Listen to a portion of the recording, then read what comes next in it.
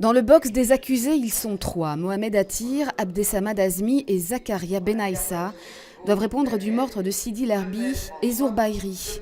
Une affaire longtemps restée mystérieuse. Retour 6 ans en arrière.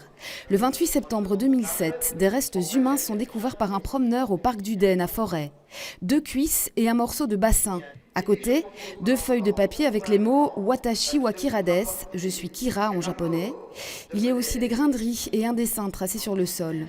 Pendant 2 ans, l'enquête piétine, jusqu'en 2010, quand une analyse ADN conduit les enquêteurs dans un appartement de la rue Rubens à Schaerbeek. Son occupant, Mohamed Attir, est arrêté, ainsi que 2 de ses connaissances, Abdessamad Azmi et Zakaria Benaïssa.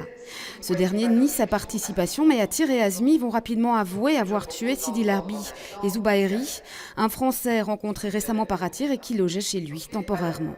Une bagarre a éclaté un soir chez Mohamed Attir, expliquent les 2 hommes. Et toujours selon eux, à 3, ils se sont acharnés sur Zour Bahiri à coups de bouteilles, de ceinture ou encore de couteaux. Une fois morts, ils ont d'abord tenté de dissoudre le corps dans l'acide avant de le découper en une dizaine de morceaux et de le disséminer dans plusieurs coins de la ville, transportant les morceaux dans des valises et des sacs à dos.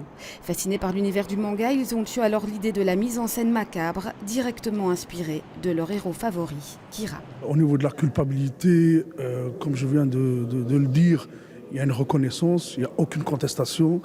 Au niveau de la préméditation, l'assassinat, il y a une contestation de la part, en tout cas, de Attir et de Azmi.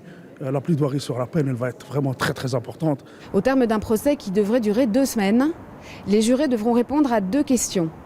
Les 3 accusés sont-ils coupables du meurtre de Sidi Lerbi et Zour Bahiri? Et deuxièmement, l'ont-ils commis avec préméditation? 2 des 3 accusés étant en aveu, c'est bien la question de la préméditation qui sera au cœur des débats.